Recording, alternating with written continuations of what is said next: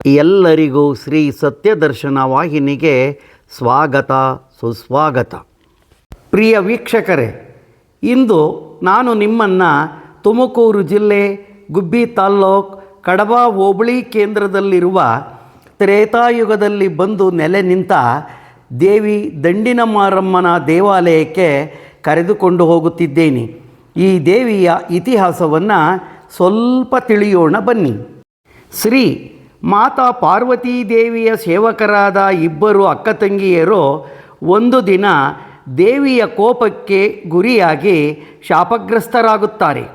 ಶ್ರೀ ದೇವಿಯು ಈ ಕೂಡಲೇ ಭೂಲೋಕಕ್ಕೆ ಹೋಗಿ ಅಲ್ಲಿ ನೀವು 2 ರಾಜ್ಯಗಳನ್ನು ಯಾವ ಶತ್ರುಗಳು ಬರದಂತೆ ಶತ್ರುಗಳನ್ನು ಸಂಹರಿಸುತ್ತಾ ರಕ್ಷಣೆ ನೀಡಿ ಕಲಿಯುಗದ ಅಂತ್ಯದಲ್ಲಿ ನೀವು ನನ್ನಲ್ಲಿಗೆ ಬಂದು ಸೇರಿರಿ ಎಂದು ತಿಳಿಸಿದಳು.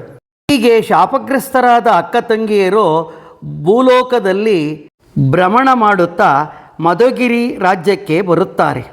ಅವರ ಗುರುಗಳ ಆದೇಶದಂತೆ ಕಾಯುತ್ತಾ ಇರುವಾಗ ಆ ಇಬ್ಬರು ಅಕ್ಕ ತಂಗಿಯರು ಬರುತ್ತಾರೆ. ರಾಜನು ಅವರಿಗೆ ಪೂಜೆ ಸಲ್ಲಿಸಿ ಕೇಳಲಾಗಿ, ಅಕ್ಕನು ನಾನು ನಿನ್ನ ರಾಜ್ಯ ಮತ್ತು ನಿನ್ನನ್ನು ರಕ್ಷಿಸುತ್ತಾ ಇಲ್ಲಿ ನಿಲ್ಲುತ್ತೇನೆ, ನನ್ನ ತಂಗಿಯನ್ನು ಮುಂದಕ್ಕೆ ಕಳುಹಿಸು ಎಂದು ಹೇಳುತ್ತಾಳೆ. ರಾಜನು ಆ ತಂಗಿಯನ್ನು ಮುಂದಕ್ಕೆ ಕಳುಹಿಸುತ್ತಾನೆ. ಅಕ್ಕನು ಮಧುಗಿರಿಯಲ್ಲಿ ದೇವಿ ದಂಡಿನ ಮಾರಮ್ಮಳಾಗಿ ನೆಲೆ ನಿಲ್ಲುತ್ತಾಳೆ. ತಂಗಿಯು ಬಿರುಗಾಳಿಯಂತೆ ಬರುತ್ತಿರುತ್ತಾಳೆ. ಆಗ ಈ ಕದಂಬಪುರಿಯನ್ನು ಕದಂಬಗೌಡನೆಂಬ ರಾಜನು ಆಳ್ವಿಕೆ ಮಾಡುತ್ತಿರುತ್ತಾನೆ. ಆ ಸಮಯದಲ್ಲಿ ಕದಂಬ ರಾಜ ಋಷಿಗಳು ರಾಜ ಗೌಡನನ್ನು ಕರೆಯಿಸಿ, ಈ ರಾತ್ರಿ ನೀನು ಊರ ಬಾಗಿಲು ಮುಚ್ಚಿ ಮುಂಭಾಗ ಸಕಲ ಪೂಜಾ ಸಾಮಗ್ರಿಗಳೊಡನೆ ಕಾಯುತ್ತಿರು. ಆಗ ಅಲ್ಲಿಗೆ ಒಬ್ಬ ದೇವಿಯು ಬರುತ್ತಾಳೆ. ನೀನು ಅಂಜದೆ ದೇವಿಗೆ ದೀರ್ಘದಂಡ ನಮಸ್ಕಾರವನ್ನು ಮಾಡಿ ಪೂಜಿಸು. ಆ ದೇವಿಯು ನಿನಗೇನು ಬೇಕು ಎಂದು ಕೇಳುತ್ತಾಳೆ.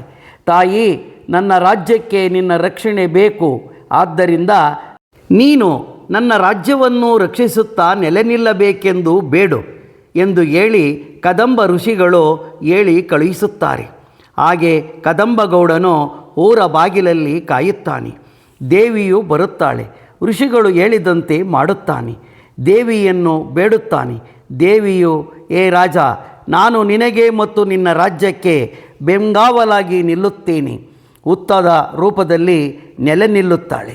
ಆ ದೇವಿಯೇ ಶ್ರೀ ದೇವಿ ದಂಡಿನ ಮಾರಮ್ಮನಾಗಿ ನೆಲೆ ನಿಂತಿರುತ್ತಾಳೆ. ಅಂದಿನಿಂದ ರಾಜ ಕದಂಬೆಗೌಡನ ಮನೆತನದವರು ದೇವಿಗೆ ಹಬ್ಬ ಹರಿದಿನ ಜಾತ್ರೆ ವಿಶೇಷಗಳಲ್ಲಿ ಪೂಜೆ ನಡೆಯುವಾಗ ಪ್ರಥಮ ಪೂಜೆಯನ್ನು ನಡೆಸುತ್ತಾರೆ. ಈಗಲೂ ಸಹ ಕದಂಬೇಗೌಡನ ಮನೆತನದವರು ಶ್ರೀ ದಂಡಿನ ಮಾರಮ್ಮ ದೇವಿಯ ಆರಾಧಕರಾಗಿ ಪ್ರಥಮ ಪೂಜೆ ಹಾಗೂ ಗೌಡಿಕೆ ವಹಿಸಿಕೊಂಡು ನಡೆಸಿಕೊಂಡು ಬರುತ್ತಿದ್ದಾರೆ. ಹೀಗೆ ನೆಲೆ ನಿಂತ ದಂಡಿನ ಮಾರಮ್ಮನು ಭಕ್ತಾದಿ ಜನಗಳಿಗಾಗಿ ಅನೇಕ ರೀತಿ ಪವಾಡಗಳನ್ನು ಮಾಡುತ್ತಾ ಕಡಬ ಗ್ರಾಮ ದೇವತೆಯಾಗಿ ನೆಲೆ ನಿಂತಿದ್ದಾಳೆ. ಆದರೆ ಈ ದಂಡಿನ ಮಾರಮ್ಮನನ್ನು ಕಡಬ ಗ್ರಾಮಕ್ಕೆ ಮಾತ್ರ ಸೀಮಿತವಾಗಿಲ್ಲ, ಕಡಬ ಸುತ್ತಮುತ್ತ ಇರುವ ಎಲ್ಲ ಗ್ರಾಮಗಳಿಗೆ ಅಧಿದೇವತೆಯಾಗಿ ನೆಲೆ ನಿಂತಿದ್ದಾಳೆ. ಇಲ್ಲಿಗೆ ಕಾರ್ಯನಿಮಿತ್ತ ಬಂದು ಹೋದ ಅನೇಕ ಜನರು ಈ ತಾಯಿಯ ಭಕ್ತರಾಗಿದ್ದಾರೆ. ದೇಶ ವಿದೇಶ ಎಲ್ಲೆಡೆ ನೆಲೆಸಿದ್ದರೂ ಸಹ ವರ್ಷಕ್ಕೊಮ್ಮೆ ಇಲ್ಲಿಗೆ ಬಂದು ಪೂಜೆ ಸಲ್ಲಿಸುತ್ತಾರೆ.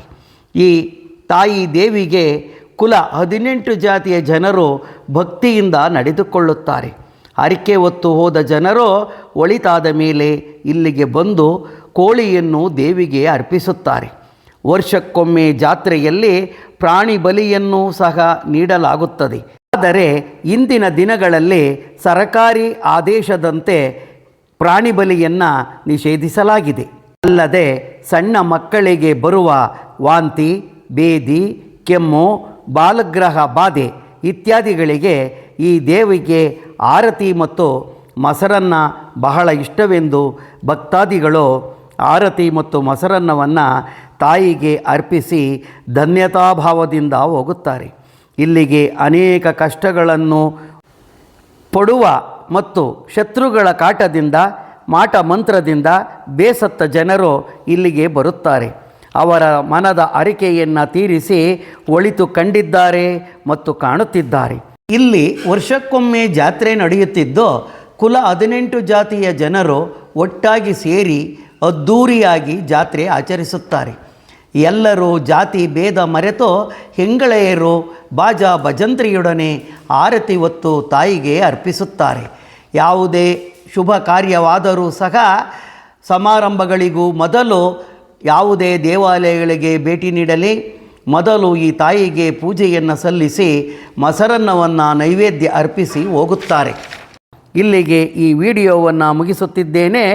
ಮುಂದಿನ ವಿಡಿಯೋದಲ್ಲಿ ಉತ್ತಮ ಮಾಹಿತಿಯೊಂದಿಗೆ ಬರುತ್ತೇನೆ. ಅಲ್ಲಿಯವರೆವಿಗೂ ಎಲ್ಲರಿಗೂ ಧನ್ಯವಾದಗಳು.